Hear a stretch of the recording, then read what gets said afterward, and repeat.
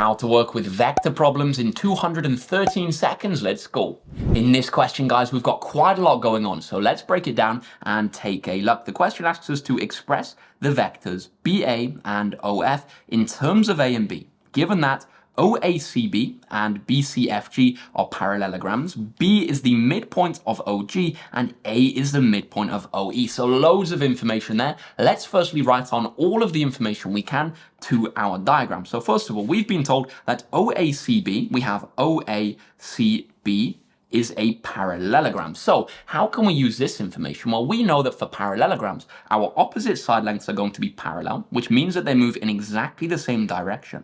And we also know that our opposite side lengths are going to be exactly the same length. And what that basically means is that if they move in the same direction and they're the same length, they're going to be the same vector. So we can say that our side length, which is opposite to our A vector, is also going to be A, and our side length, which is opposite our B vector, is also going to be B. So we can write on that this side length here is going to be a vector of B, and this movement here is going to be a vector of A. Now, what about this next piece of information? Well, we're told that BCFG is also a parallelogram, and what that allows us to do, BCFG, is identify that this side length over here, this movement over here, is also going to be a vector of A. That's because this movement is A, and it's opposite it, which means it's the same length and moves in the same direction. So we can say that this side length is also A. Now, what about that top side length and the bottom side length? We could have a guess and say that it's B, but why is that going to be the case? What have we been told? Well, we've also been told that B is the midpoint of OG. So in other words,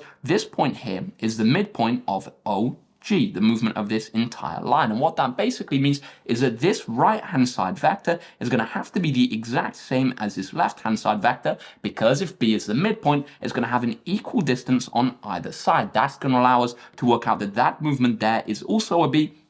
And by what we were saying previously about the parallelograms, that top side is also going to be a B. Now we finally have all of the information that we're going to need to work out our vectors B to A and O to F. So B to A, how can we get from our point B to our point A? Well, one way we could do it is to go up along here from B to C and then to go from C to A. Now that movement from B to C, that's going to be a vector of A, and we can see that it's moving in the correct direction, so it's going to be positive. Then when we go from C to A, that's going to be a vector of minus B. Why is it going to be minus? It's going to be minus because we're going in the opposite direction to that arrow. So summarizing all of that information, guys, our vector from B to A, what's it going to be? B to A. B to A is going to be B to C, which was A, plus our movement from C to A, which is minus B, so we can write that as A minus B. What about then, guys, our movement of O to F? We're going to be going from O over here to F over here. We're going to go from O to B, which is going to be B. Then we're going to be adding another B when we go from B to G, and then we're going to add an A when we go from G to F. Now we can see that we're going along the same direction as our arrows, which are going right,